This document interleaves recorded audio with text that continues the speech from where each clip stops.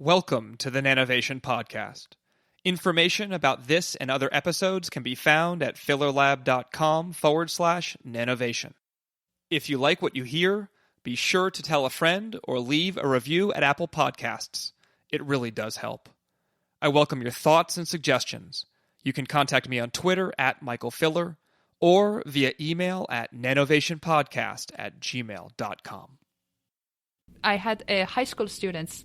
She joined my lab, and she came to me and said, I did in my kitchen sink, literally, piezoelectric materials. And I look at her in awe. This was not the single crystal that need to be grown at 700 or 1,000 degrees. I hope not. But I like, you are awesome. I want you to be in my lab because you tried. And I don't know if it worked or didn't work, but you, because you tried it, you are the right person to be in the science. You want to do it. Know that you can fail. Yeah. And don't be discouraged by it. And start learning from anybody and any source that you can. That's Nazanin Bassiri-Gharb, a professor of mechanical engineering at Georgia Tech. In that clip, she's talking about what it takes to be a scientist or engineer. On this episode of the Nanovation Podcast, in addition to science training, Nazanin talks about the so-called complex oxides. Complex oxides are multi-component materials that yield a bevy of exotic properties. Much of the discussion focuses on ferroelectricity, the ability of certain materials to exhibit an internal polarization that can be switched with an external electric field.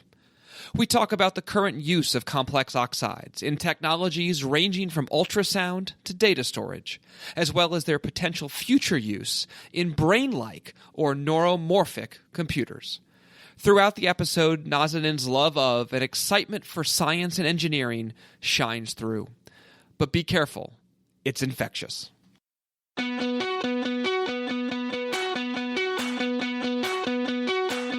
This is the Nanovation Podcast, an exploration of big innovations emerging from small things.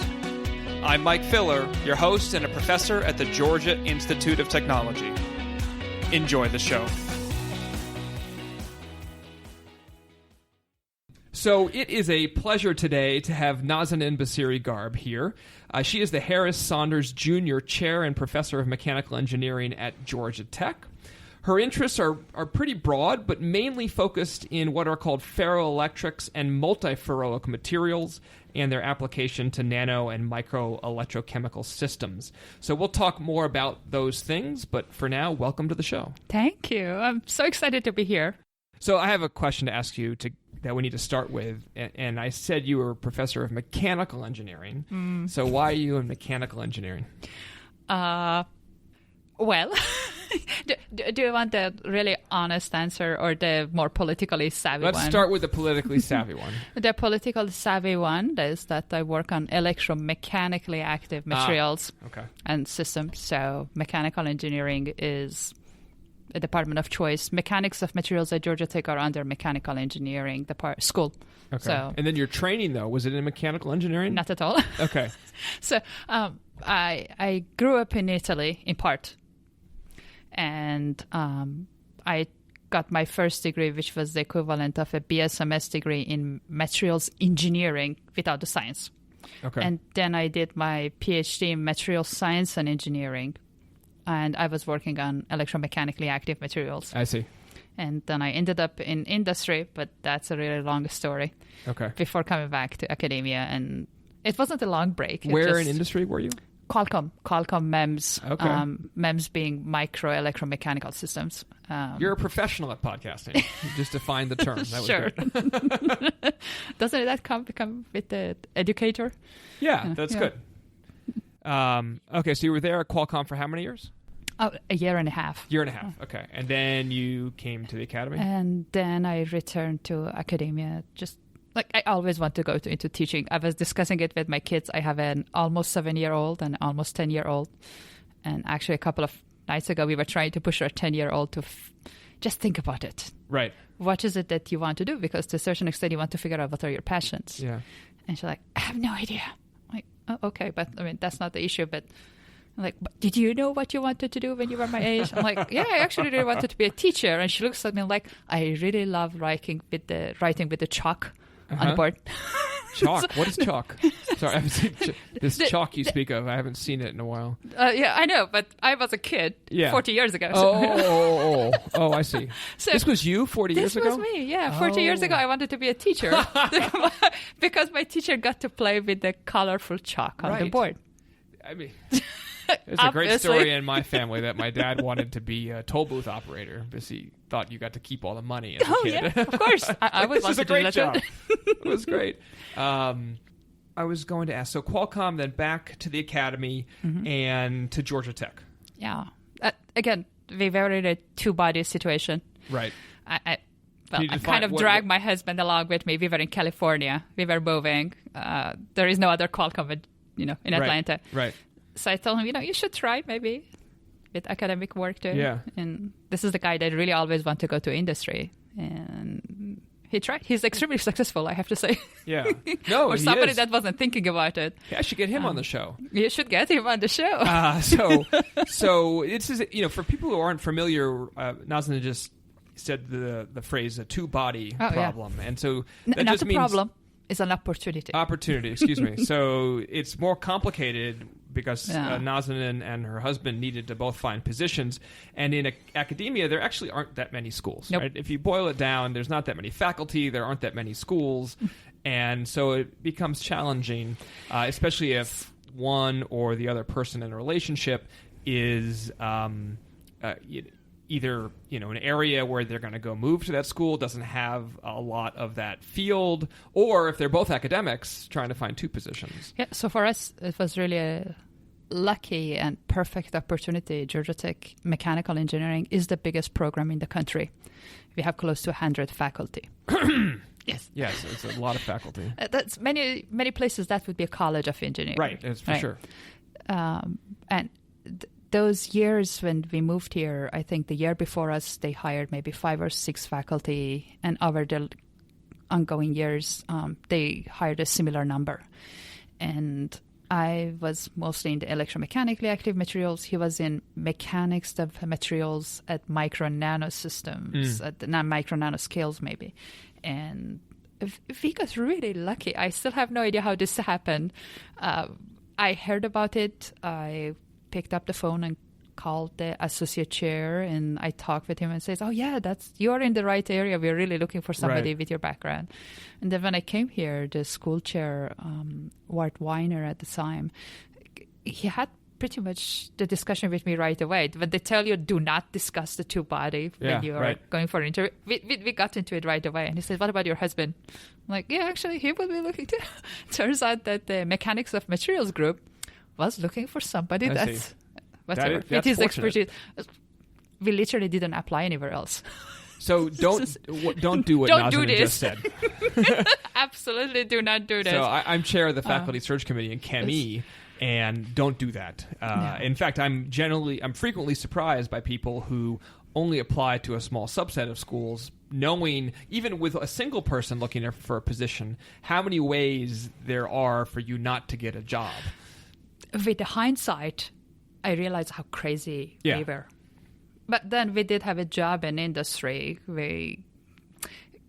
It was a weird thing. Basically, it happened relatively fast once it did start. And as a scientist, I was terribly reading into science. I came to visit Georgia, and then after that, for whatever reason, every time I was listening to the radio, was Georgia on my mind. Like, you're kidding me, right? Yeah. Are you trying to tell me something? Well, I would tell people don't pre-select, don't prejudge. I had enough mentorship when I was a postdoc to recognize how hard it was to get a position. So I applied everywhere. It was literally the shotgun approach. You just applied everywhere, and I was pleasantly surprised when I came to Georgia Tech. I wasn't just pleasantly surprised. I was kind of blown out of the water at the department, at the facilities, at the strength of all these other schools around chemical engineering. So I'm in Atlanta. I was kind of sold pretty quickly after I came. But I'm not sure Georgia Tech would have been on my radar if I hadn't taken this kind of shotgun approach to applying for schools. Again, with the hindsight, looking back, I would never do this So we took entirely opposite paths to get to the same place, or I mechanisms. think so. We started within a year from each other, maybe the same year, What 2007. 2009. Okay, Yeah, 2 years. close enough. Yeah, you're so much Yeah, we better go than way me. back. So, we should probably talk about science a little bit. Maybe. So, one of the things we've talked about a lot on the show have been semiconductors of various types. So we've had many shows on silicon, devices, circuits, processing, all that kind of stuff. We've had shows on 3.5s, gallium arsenide, using them in optical devices and photonics and things like that. An area we have not covered is ferroelectrics and ferromagnets. And so Nazanin is an expert, particularly in ferroelectrics. That's correct. Right? So tell us what a ferroelectric is. So it's actually a good case of, how a name came to be without knowledge of what they were talking about. It turns out iron is not really used much in ferroelectric materials. But the ferroelectrics have a similar behavior in electrical polarization or dielectric polarization as ferromagnets have with respect to magnetic dipoles. And that's why it was called that, right? Ferromagnets were discovered first, and iron was one of them. Exactly. Right, okay. And then people noticed that there was a similar behavior for these other materials, but with electric field rather than magnetic field. And I will get to what is this similar behavior. Okay. And then they said, ferroelectrics. And the similarities in that the ferroelectric materials have a spontaneous polarization or electrical dipole, and you can switch it or you can move it for at least two equivalent directions if you apply a high enough electric field. So they show hysteresis, which means that there is a difference between increasing and decreasing fields in terms of behavior, and a nonlinearity, which means that the response changes as a function of the applied electric field's magnitude. So the dipole itself is larger or smaller, depending if you apply larger or smaller electric field. So in a ferroelectric, unlike a non-ferroelectric, I guess, if you measure the voltage across a block of a ferroelectric, you measure a voltage. That's switchable. There are still capacitors. There is still dielectric. You're not conducting electricity. Right. You're actually separating the charges on the surface. Okay. If you look at the single unit cell, the smaller block of the materials where the atoms then later repeat themselves to create the full structure, the center of the positive and the negative charges does not coincide, which means that you do have an electric dipole in the material. There is a specific direction in which the positive charge, if you put an arrow between the center of the positive and negative charges, there is a specific directionality.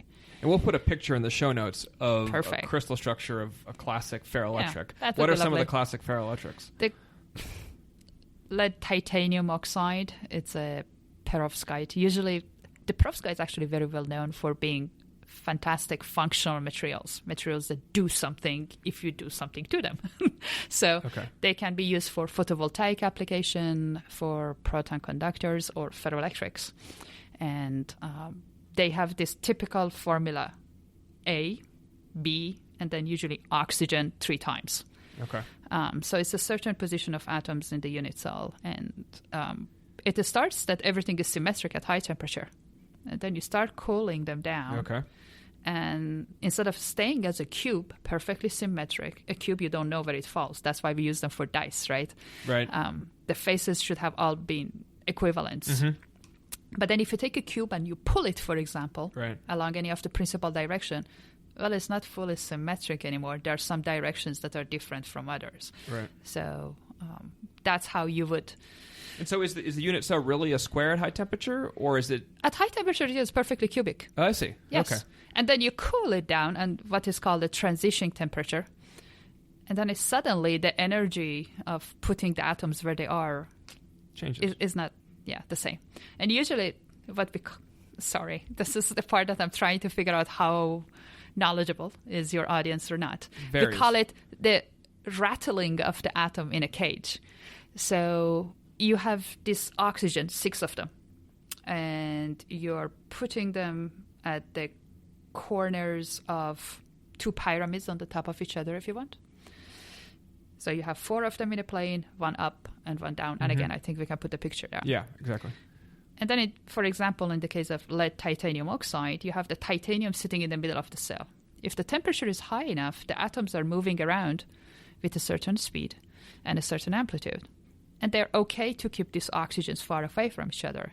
And then when you cool it, when the amplitude of this motion goes lower and lower, the titanium is not happy to stay in the center anymore. So it tries to move a bit up or a bit down or a bit to the side. And that means that the center of those positive and negative charges is not the same anymore. Right. So the unit cell effectively ends up distorting into some deformation of the cube. So you can take the cube and deform it along any of the principal axis, and then to call it tetragonal. Or you can pull it along any of the body diagonal, or you can pull it along any of the face diagonals. And those are all what we call it ferroelectric distortions. And they give you equivalent states. Because if you're trying to distort, let's go back to the cube that is being pulled along any of the principal axis. The atoms in it don't know if you have pulled it upwards or downwards. So if the titanium moves upward, it would have a dipole upward. And if the titanium goes downwards, it would be a dipole downward. And the two things are perfectly equivalent energetically for the material itself. And the two dipoles basically means that you can then switch it up and down by applying electric field. That titanium can go up and down. Right. So let's talk about that. Because related to that is also that it's hysteretic, right? You apply an electric field and it'll move one way, and as you switch the electric field the other way, it doesn't follow the same trajectory. So explain that. Okay, this is just making it one step more complicated. The atoms, let's say, this unit cell are sitting all next to each other. Right. And ideally you would think that, I just say their directions are perfectly equivalent. The material doesn't care if they're up moving the titanium or down moving the titanium. And actually they do care. Okay. So they tend to create what we call domains, a larger volume of material where all the titaniums are displaced in the same direction. In one domain. In one domain, yeah. Okay. So in this domain, they are maybe all upward. In that domain, they're all downward. Okay. In this domain, they're all right side, left side, or whatever. So when you apply an electric field, what you're trying to do is try to align all of the domains in the same direction. Well, because things are never perfect, and there are defects, Right. and any other thing can happen in the material, and the energetics of it are not perfectly symmetric. When you apply a voltage and you go up, you align as much of it along the same direction. But when you go down, they not necessarily want to go back down to the same state or at the same voltage when the first transition happened.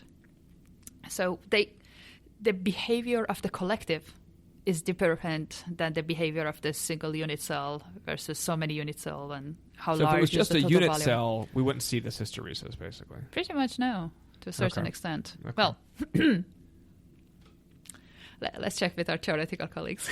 Okay. Now you're putting me on the spot. I'm like, oh, no, I don't know.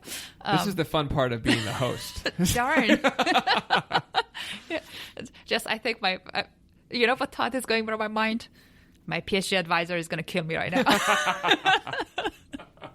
now. She wouldn't, but... So what is, for people who don't know what hysteresis is there a everyday example of something that's hysteretic that we can talk about? Again, putting me in the spot. I'm sure there is. But nothing comes to my mind right now. Yeah. You can Google it. I am Googling it. Right, it's basically the idea that the state of a system depends on its history. Yeah. Um, Okay, I have an example for that, but it's really funny. Dr. Eric Cross at Penn State is one of the luminaries of ferroelectricity. He passed away a few years ago. And he used to say ferroelectrics are like dogs. You can train them to do anything. But that's not a good example in the sense of what is a physical phenomena that has a hysteretic behavior, really, to a certain extent. I'm trying to think about why a ferroelectric is like a dog still. Because you can train them to do anything. I see. So, and the training is the application of a voltage. Exactly. And you can apply the voltage with a certain amplitude and for a certain number of pulses or for a certain amount of time, and you will get something.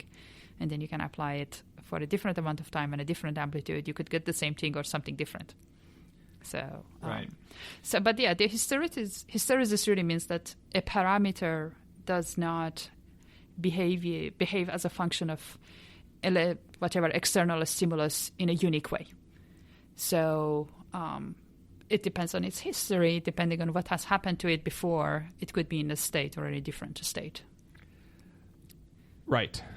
So then this hysteresis suggests ways to use ferroelectrics? The first thing they came up with, well, not the very first thing, but one of the first things they came up with, especially at the smaller scale, were memories, because that's what history is about. States. Exactly. So if you are applying a positive field in one direction, you would get upward polarization, and then if you apply electric field in the opposite direction, you get a polarization in the opposite direction. Right. You just have zeros and ones. Right. Ta-da! So then why don't we have ferroelectric memory in our you iPhones? do. Well, not probably in the iPhones, but my transportation card for Japan is actually based on ferroelectric memories. So, yeah. So it depends. So why do you choose that over flash, over a hard drive? So actually ferroelectrics are, again, I'm completely biased. I say it almost as We're a all half a biased. pun, yeah. Yeah. They have something fantastic that the memory does not need to be kept with application of electric field. They are very low power also. They can be used to... The switching part doesn't take much energy. Well, no, not only. You switched it, and now it's keeping its memory. You don't have to apply an electric voltage to keep it. I guess I'm trying to think of... So it's a solid-state version of it. Like flash, though, is the same thing, right? Flash will Exactly. stay, but maybe you need a higher voltage to switch a flash cell? The biggest problem is that many of the materials that were known till at least 4 or 5 years ago to exhibit high ferroelectric response were based on lead. Uh-oh. Okay, yeah, so I there see are all your these. face. Okay, so let's take back. a step back for a second. So, ferroelectrics for memory doesn't take much energy to switch. They're static once you switch That's for correct. long enough period of time. So there are benefits relative to a hard drive which is spinning. So a ferroelectric would be all solid state, nothing's moving, And like it doesn't... flash. Sorry. Like flash, but because flash is all solid state, but flash, the energy required to set it as a 1 or a 0 is higher than it would be for a ferroelectric. It's a bit, yeah. Okay. At this point, it's historically there was a divergence in the field. Okay. People decided not to pursue them that much. The other thing that turned out was that ferroelectrics require very specific electrode materials to not feel the effects of multiple switchings over time. I see. So you had to use oxide electrodes or conductive oxides. Was it for that electromaterial. then flash technology was progressing in a way that it was like, okay, this is going to be just Exactly. as good, and let's like just many go. technologies, there are many different alternatives. Consider Sure. the display industry. There Yep. were many different versions that came out, and one won. Right. And they ran with it. So Yeah. many of the other ones were left. I mean, I was working in a MEMS-based display industry, and 10 years later... No MEMS displays. Nope. Right. A smart choice to change. And we've talked a lot in the podcast about how silicon has an unfair advantage darn, because yes. of the 60 years of experience just processing it. And so even when there's a material that is better, say, on energy efficiency, it's still really hard to get it into a market when it's competing against silicon, which can do something similar. Okay, so let me go one step further. It turns out that ferroelectrics don't have only this switchable polarization, but they are also piezoelectrically active, which means that if you apply electric field to them, they generate strain. They deform. So they're called piezoelectric. And it works one way and the other. If you press them, they develop charge too. So the pressing and developing charge is energy harvesters. You can move them and you can harvest energy. Right.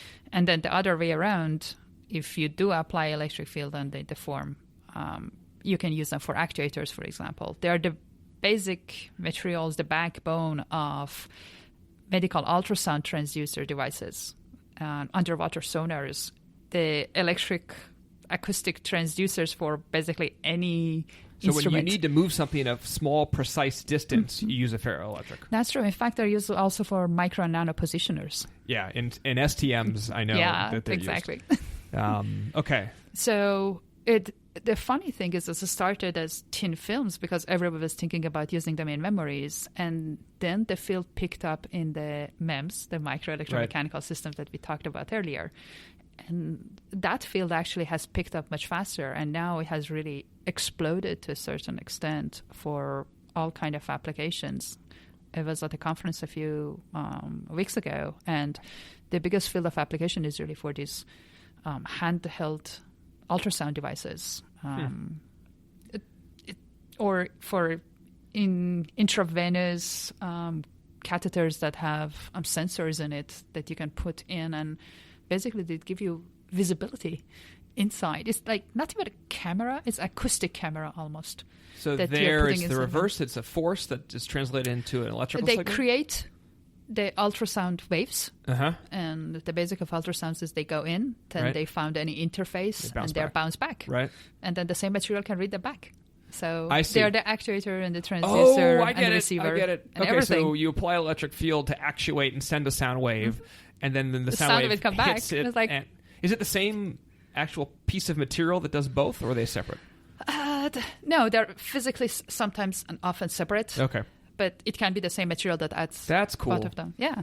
Okay. So in I get biomedical ultrasound application every year, so I'm going to start asking. I don't think the nurse will know if it's a ferroelectric one. So or what not. I was expecting, yes, and prenatal care is one of the biggest applications, and yes, all of them. Okay. All of How them long are have based we had it in modern ultrasound systems? Do you know? Approximately? At least 30, 40 years. Okay. Yeah. So they're everywhere. Yeah, and those are the big ones. I mean, the ceramic polycrystalline or the single crystalline, but it's still large macroscopic scale. I see. And then in the micro scale now, it has actually picked up for being the handheld devices version. So you can buy your own medical ultrasound for a few $1,000s, and then you have it, not because you're at 1% of the 1%, the really privileged people, but actually because they can employ them in a field when there is actually not access to the multiple hundred of $1,000 to $1 million system. Right. But now you can take it on whatever developing country that they do require prenatal health care. Well, there's plenty of places in the U.S. that aren't close to a hospital either. Or that too. Right? Yeah, or that they cannot afford to have one of the most expensive tools. So you'll take one even if its resolution is a little inferior. The resolution That's is fine. not that fantastic. But it's better than nothing, absolutely. Sure. So they prevent so many complications or ultimately deaths of the patient. This seems like it's one of those things too where unexpected uses will emerge. When something becomes low enough cost, you never know when you can put that kind of sensor in places that today seem crazy. Absolutely. Right? I mean, but I remember when I was a kid, I don't remember the name of the movie, or maybe because it was in Italian or Iranian or whatever else, some other language. The pill and the humans that become really small to go with navigate inside the body and fix something. I don't say we're there yet, because we definitely are connecting everything still with cable. There has been the case of a micro pill, but it's really big for imaging. And really expensive. Yes, of course. Yeah. You have to recuperate it on the other side. But this is really the final use. You want to be able to have that catheter that goes inside your body, and you want to have a visibility, not only for what a camera would see, which is the immediate first interface, but even what is behind it. And this is the power of ultrasound. You actually can go across multiple interfaces and have multiple waves coming back. So it gives you a depth of information. If you think about it, that is really prenatal care.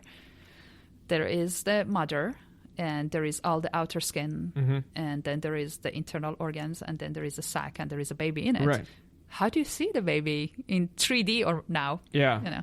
It's because your signal can go in multiple levels, and you have the signal processing afterwards to figure out what are all the other levels, and then what is that volume internally at the end that is the baby. Do people use, what's the frequency of ultrasound?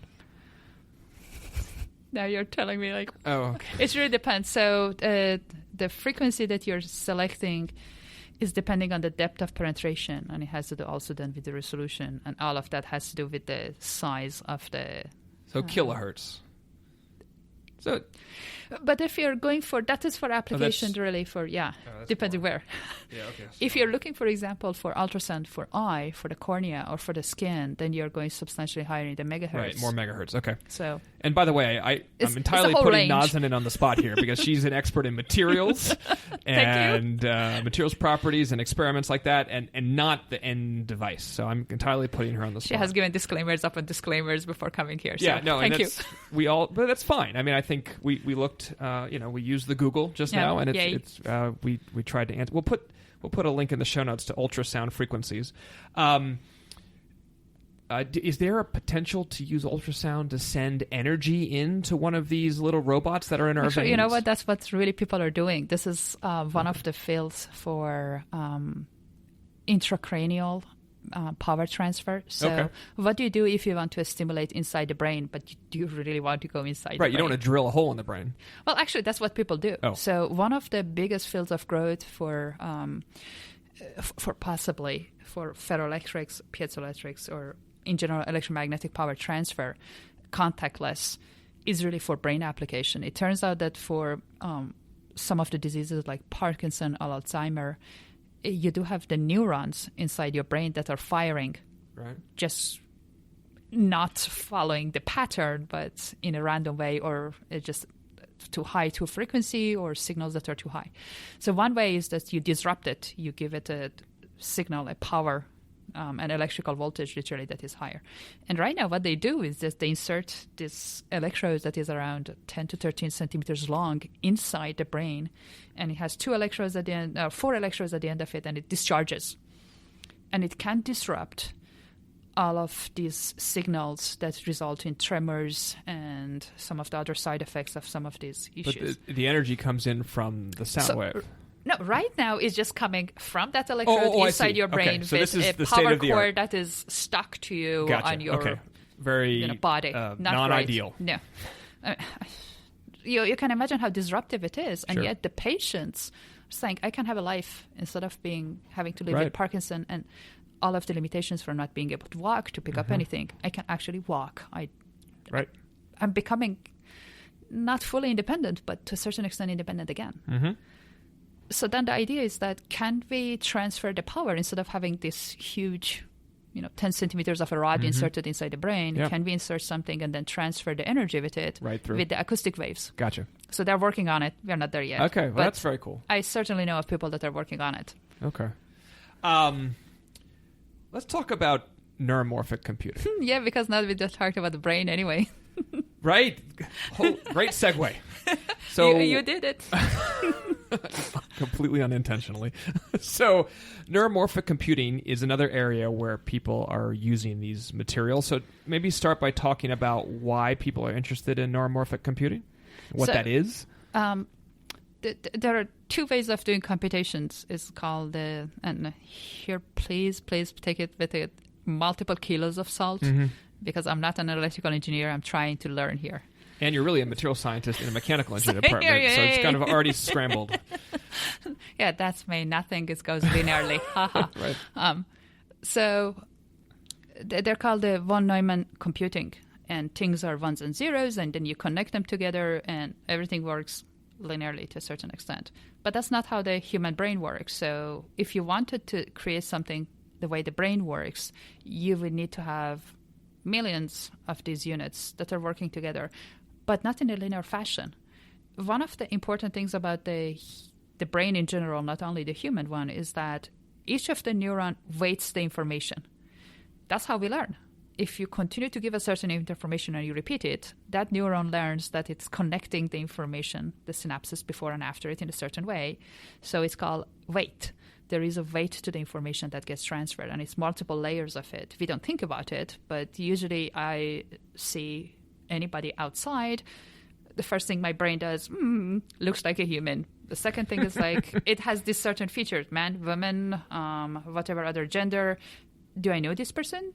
And then it tries to look at some of the features. It probably looks at the height, color of the hair, skin, eyes, shape, features, if you can see them. Yeah. And all of that information is multiple layers. We don't think about it, but our brain does process all of this. And it does that by compartmentalizing and creating layers of information analysis. And to that extent, multiple industries have tried to implement the same kind of information gathering and analysis, which usually is done with software right now. So if you think about all of this artificial intelligence, what they do is, let's say, just take image analysis, because I said, identifying if I say Mike Filler on the street. Yeah.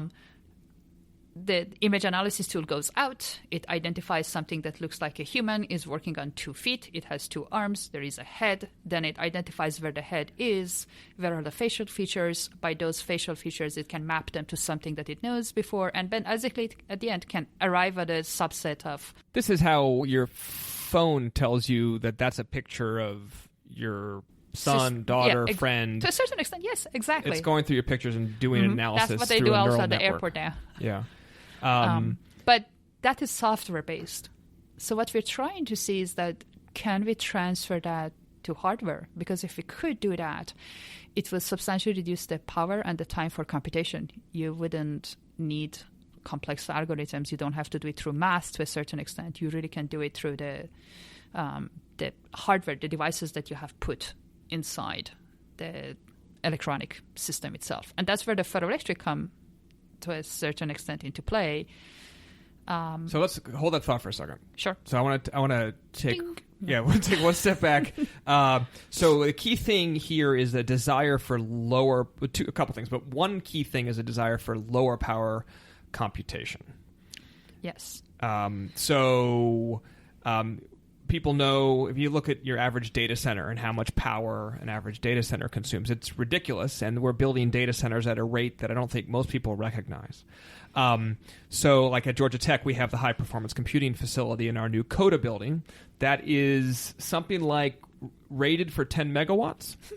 It's a computer facility. I'm giggling because it's terrible. Yeah, it's the size of a chemical plant. I mean, so as a chemical engineer, I look at this and think this is chemical plant size, but it's just a bunch of computers. And that's where many of these large data centers for the giants like Google and IBM and whatever, they're actually not sitting in cities like here. They're actually kept in cold places. They are going to... They're trying to put these in the ocean now. Exactly. They're in the ocean, and they're way north or way south, mostly north because they're closer to North America or Europe, but, Well, it's cold. Yes. So that's what you want, is something that's cold, but remove also that energy. Not in any jurisdiction. I think Okay, that's a politics. lot of it, is that it's like, if it's 10 miles There's all offshore, kind of stuff. Nobody owns it, or no government owns it. So that's a big piece of it, is people are looking for ways, because we're not going to stop computing anytime soon, but looking for methods that are much lower power. And so we know from all sorts of studies in neuroscience how the brain operates and how fast it sends signals is much slower than conventional chips, and the power the brain needs is minuscule for the type of computation it does. A muffin. Sorry, I'm thinking about my kids. They continue to tell me, I can't think. Can I have a snack? So, that's the power that the brain needs. A muffin. Right, the brain is like 100 watts to do really remarkable computation. Absolutely. So that's one piece of it. Then the other piece is what you were talking about, which is a different way to do computing. Different problems require different methodologies. To a certain extent, I think since we invented computers, we have gone through this dichotomy. There are 2 versions to everything: the hardware and the software. Yeah. So this is a way of looking at it from the hardware standpoint. We don't need to use just the semiconductors. Can we look in new materials that would make things maybe a bit easier or maybe a bit more brain-like? What they call it is plasticity. So something that doesn't do only zeros and ones, but in betweens. But as you were saying, today's neural networks, the ones that Google uses to win, games and to sort photos of cats and whatever, are still silicon CMOS based. So the hardware is zeros and ones, and then they create in software effectively code that acts like the brain. Yeah, algorithms. Algorithms, right? That's you train them against different training sets, but that is not what you want. You want it in hardware. You want different chips that they themselves are low power and do this kind of computation. Maybe we want to do the sci-fi version of it. The ones that it's embedded, the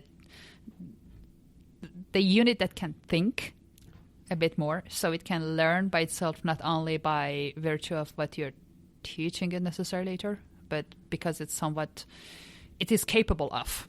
So we're using these neural networks, the ones that are in software, and we're taking a ton of energy to train our phones to see cats, right? So But it's Yes. a really important task. Like the classification of things and clustering of data and this kind of stuff. Actually, we use that reverse too. We use all of these algorithms in my field of studies to understand better ferroelectrics. But so we'll get there in the end. yeah, later.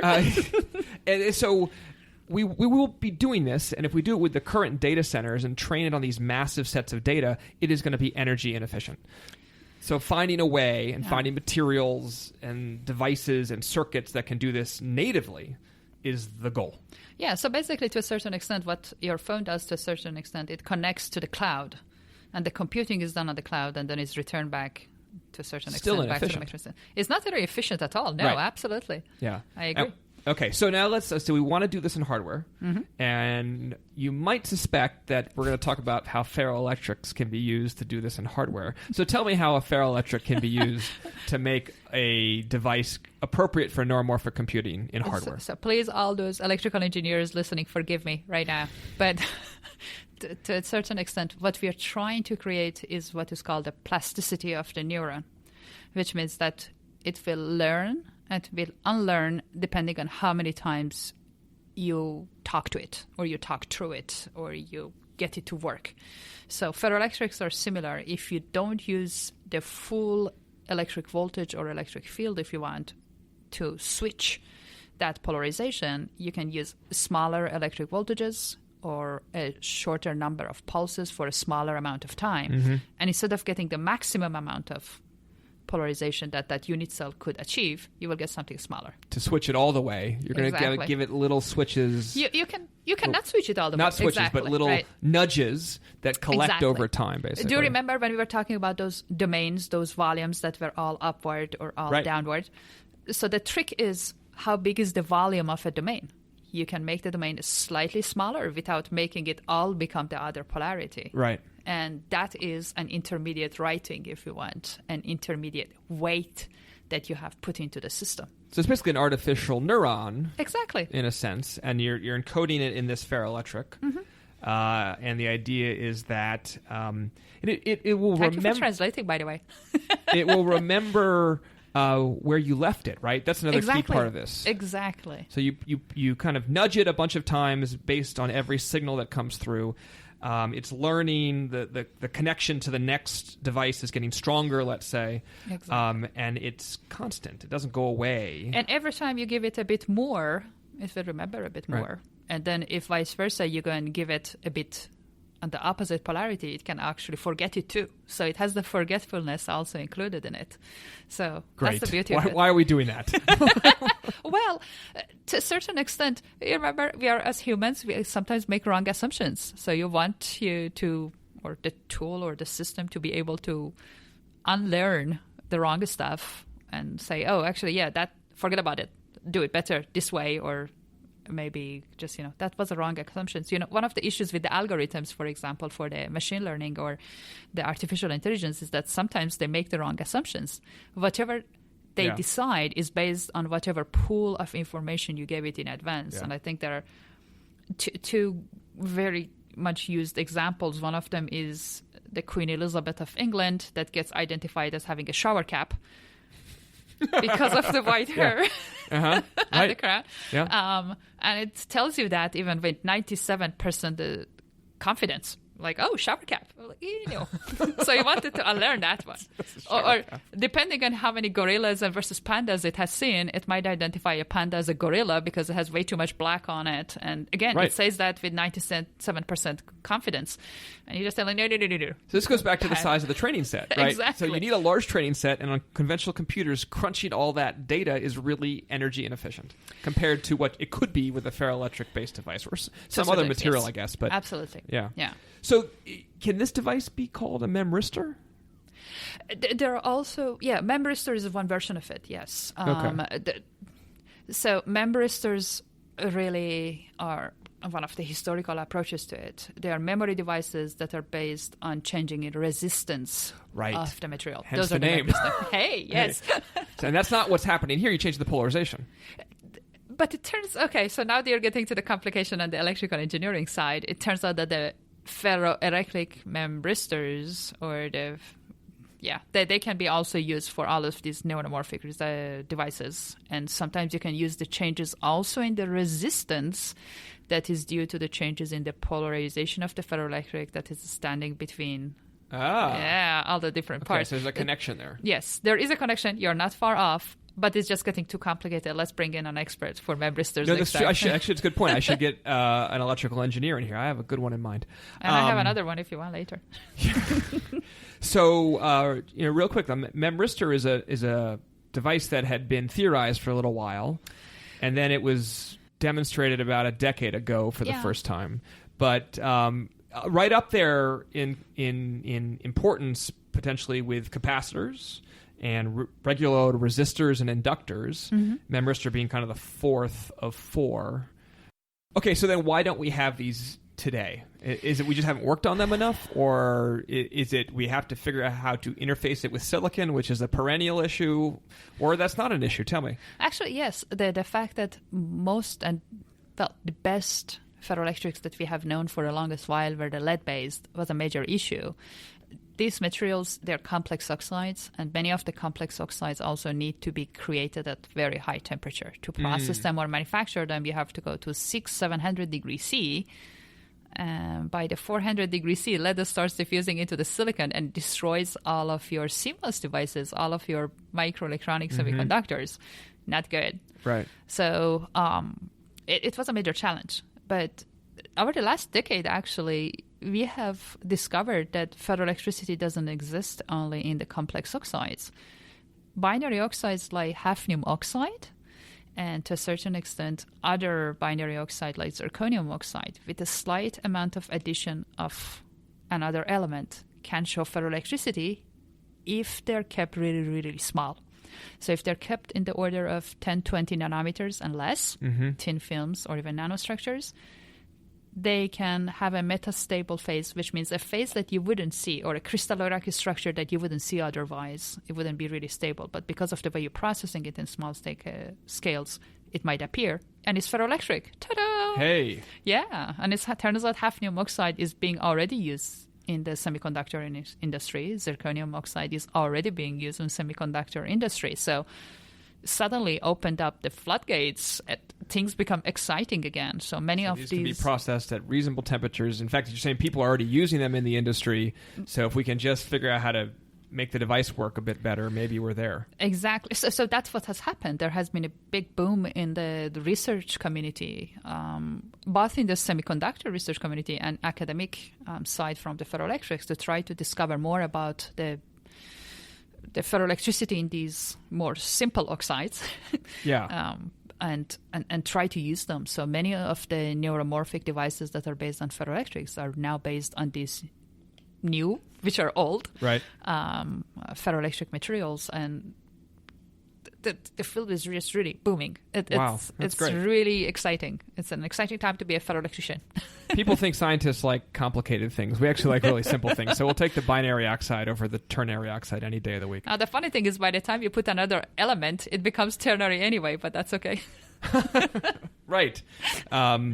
So I want to ask you where are other exciting areas where ferroelectrics are being used? And then I'm hoping we can do a lightning round to round out the show, where we can ask some fun questions.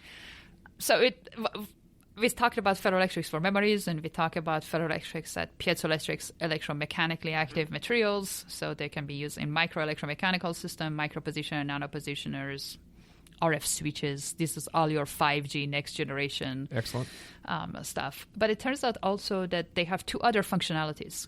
This electrical dipole can also change in amplitude as a function of temperature. So they can be used as pyroelectrics. So electricity or electric dipole as a function of temperature means that they are used as your infrared sensors.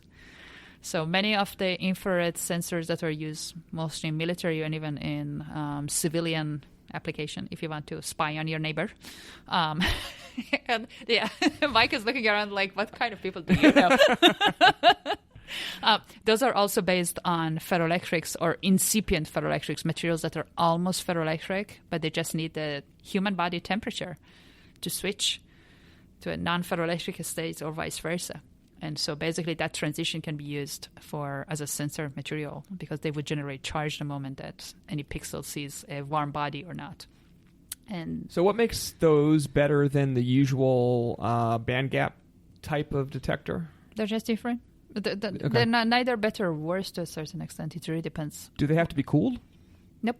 Well, there's a big difference. Here we go. I have never learned, I think, to oversell my field of research. So maybe I should just go back and say, oh, yeah, this was the best ever.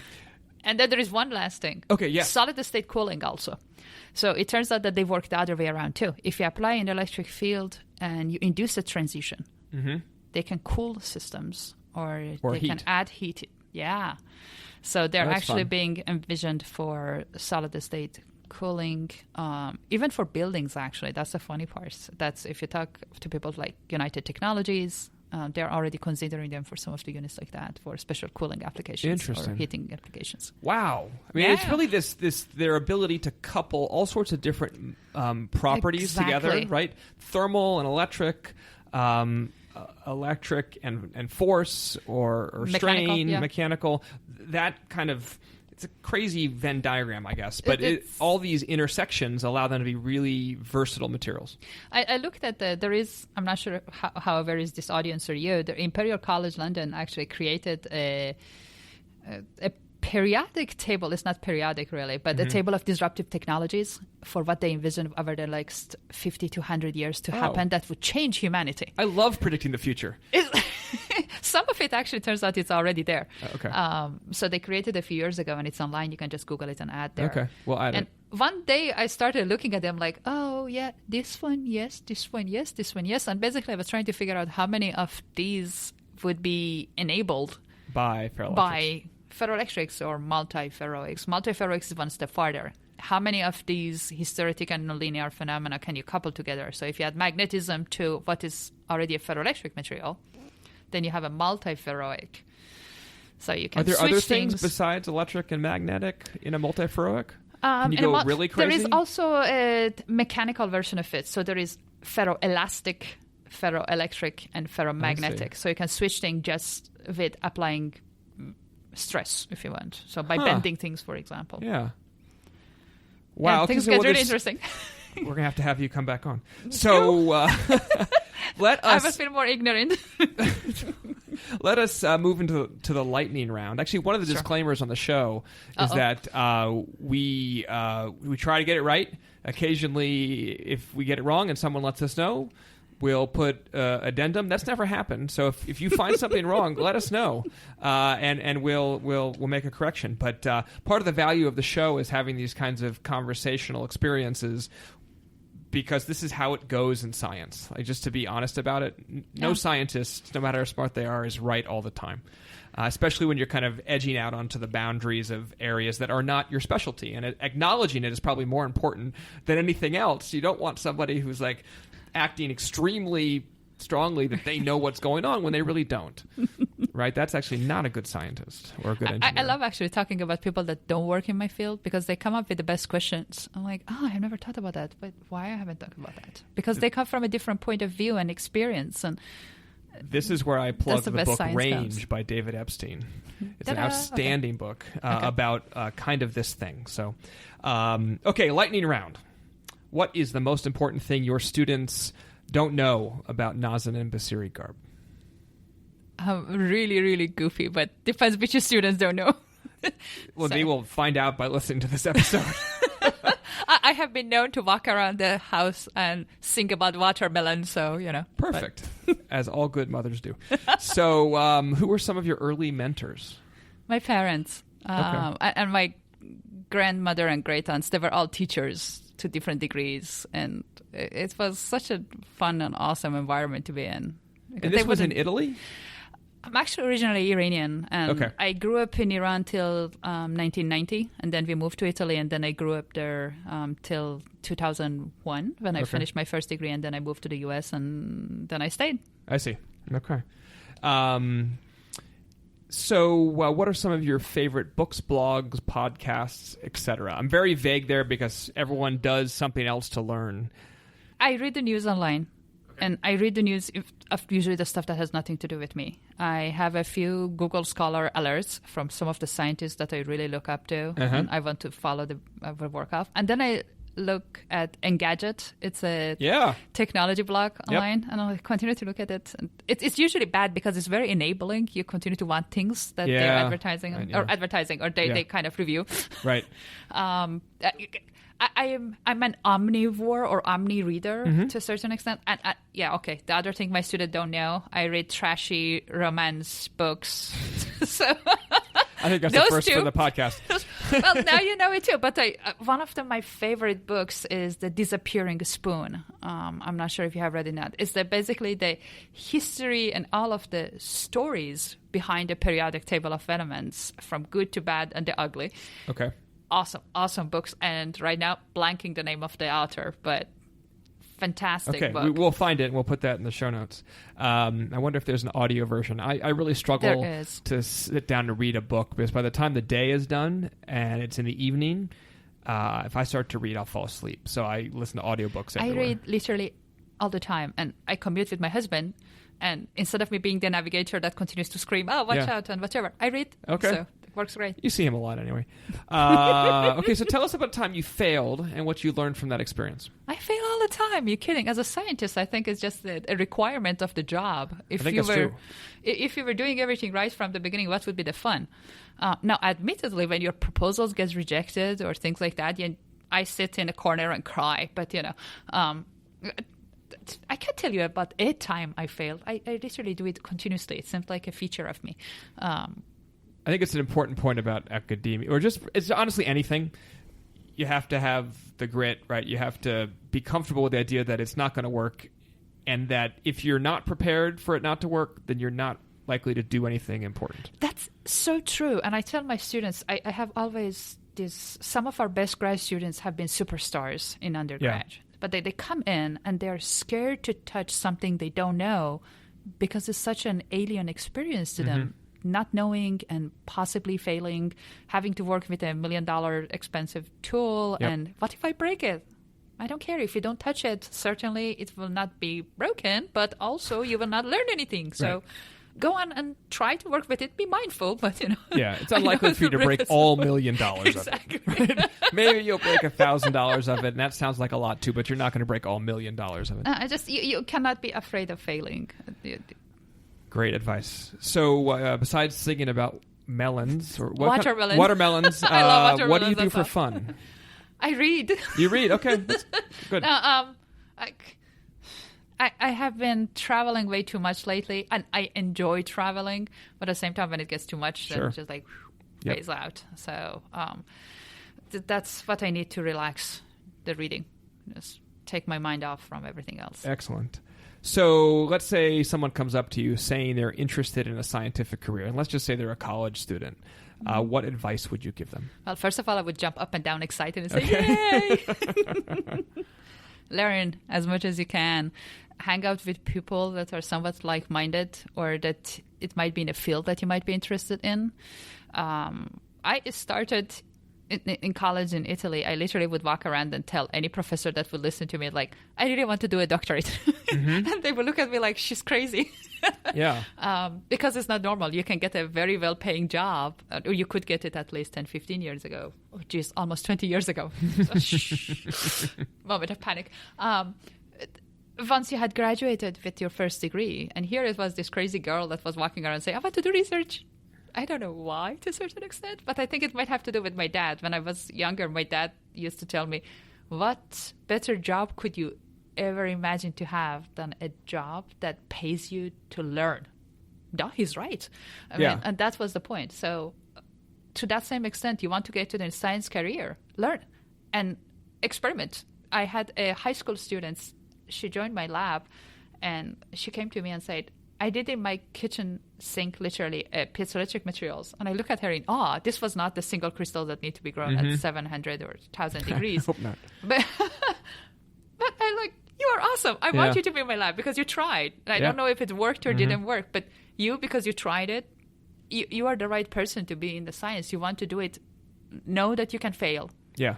And don't be discouraged by it. and start learning from anybody and any source that you can. There's a great TED Talk by a guy named Ken Robinson, who's an expert in kind of creativity. And part of it's about failure, not just creativity. And his point is creativity comes from failure, actually. Like they're constantly trying stuff. That's what creative is.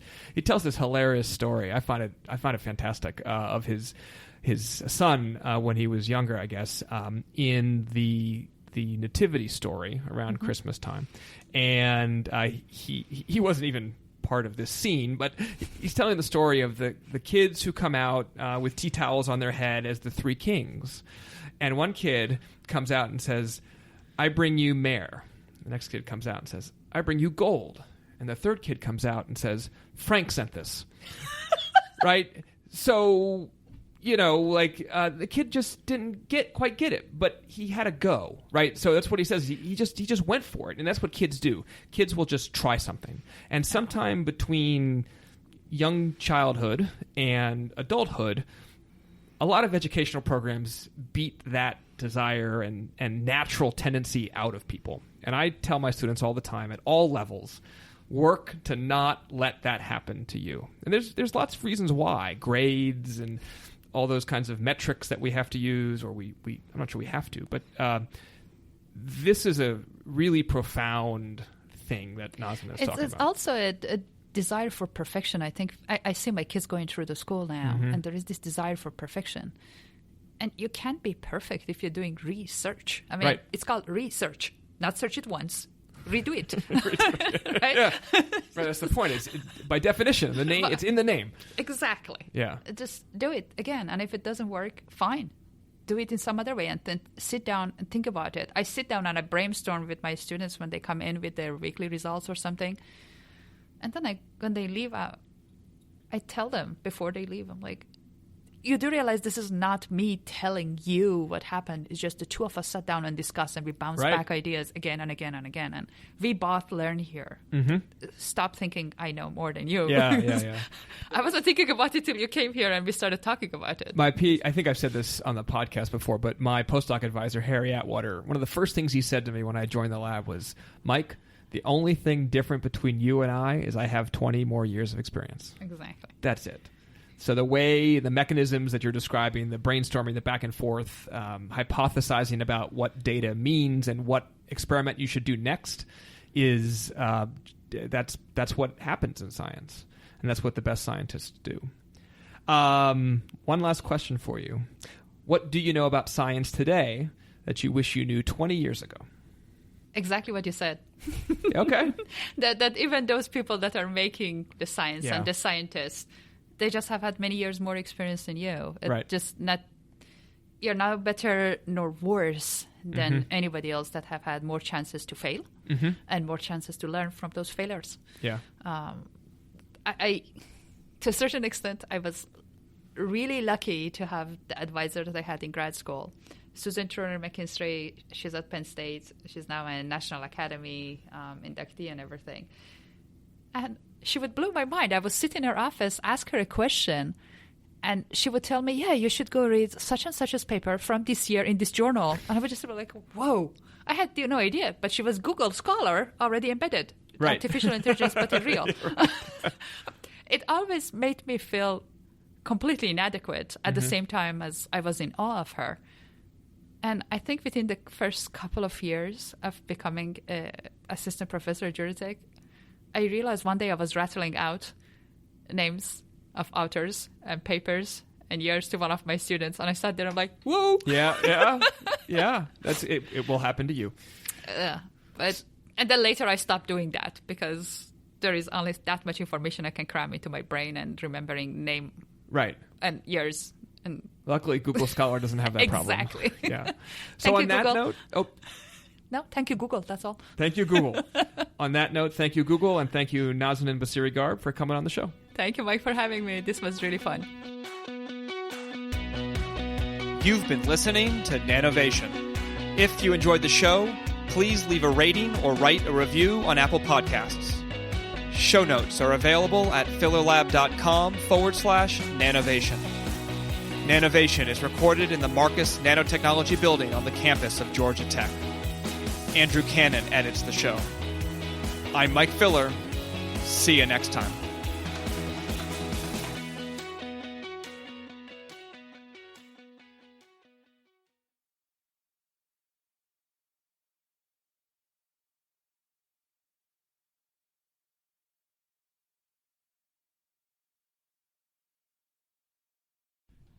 Okay, testing 1, 2.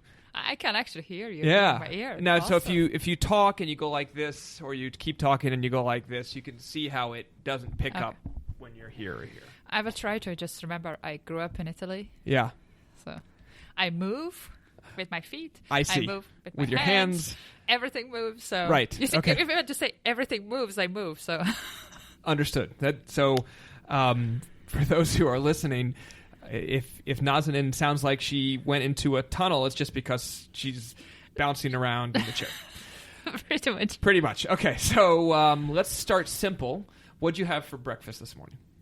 I usually don't have breakfast. What did you have for lunch? Tacos.